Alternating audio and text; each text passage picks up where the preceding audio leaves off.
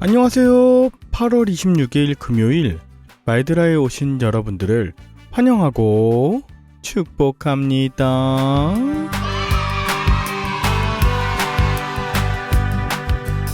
요즘 저희 첫째 이삭이가 알 수 없는 노래를 부릅니다.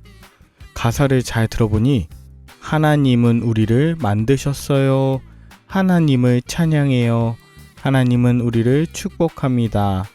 이런 가사였습니다. 딸 이래는 자, 출발! 외치고 있고요. 그래서 제 어깨가 무겁습니다. 아니, 말과 행동에 더 조심하게 됩니다. 큰 소리를 내는 일도 되도록 자제하고 있고, 미안하다는 말도, 사랑한다는 말도, 또 칭찬하고 격려하는 말은 더 자주 하게 된답니다. 하나님이 들려주시는 말씀이 제 마음에 새겨지듯이 제가 하는 말들과 이야기들이 아이들의 심성에 분명히 영향을 미치고 있음을 확인하면서 말이죠. 그러면 오늘도 저와 여러분들에게 주시는 말씀이 우리의 입술과 손과 발, 마음에 새겨지게 될 것을 기대하는 마음으로 힘차게 말드라를 시작해 보도록 하겠습니다. 자, 출발!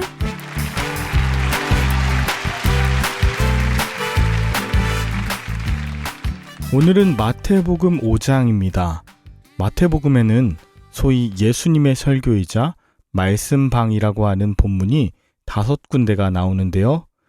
윤리적인 특성이 담긴 산상수훈의 5장부터 7장, 선교적 특성이 담긴 제자들을 파송하는 10장, 복음 선포적 특성이 담긴 천국의 비유 13장, 교회적 특성이 담긴 그리스도인의 공동체의 원리 18장, 종말론적 특성이 담긴 감람산에서의 설교 24에서 25장 이렇게 나옵니다.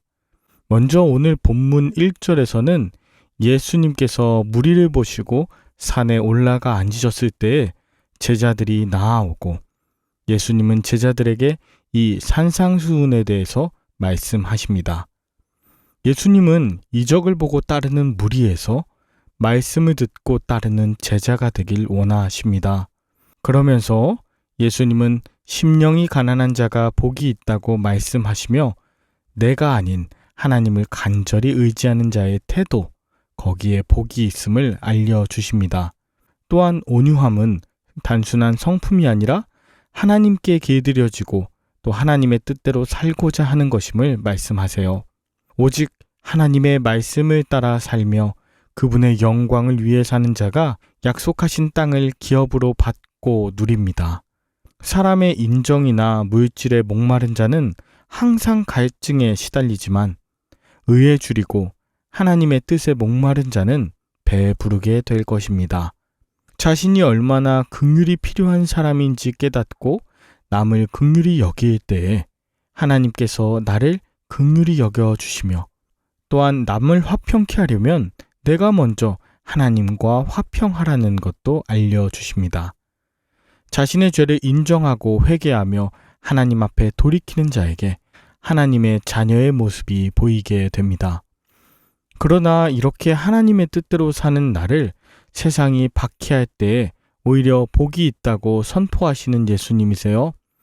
오히려 핍박을 받고 또 눈물 흘리는 그때에 하나님께서 다스리시는 천국을 사모하게 될 것이기 때문입니다. 이렇게 예수님의 제자로서 팔복의 삶을 사는 자가 세상의 소금이며 빛입니다. 의를 위하여 박해를 받는 자 한 사람으로 인하여 가정의 소금처럼 생명이 전해지게 되고 맛깔 나는 가정, 썩지 않는 정결한 가정이 이루어집니다. 내가 아닌 예수 그리스도의 생명의 빛이 내 안의 어두움을 밝힘을 아는 자는 어두움 속에서도 내가 아닌 예수 그리스도의 생명의 빛을 비추게 됩니다. 어떤 상황 속에서도 자신의 약함을 인정하고 하나님의 강하심을 인정하는 것이 착한 행실의 시작이 되죠. 그렇습니다. 예수님께서는 율법이나 선지자를 폐하러 온 것이 아니라 그 속에 담긴 하나님의 뜻을 온전히 이루려 오신 분이십니다.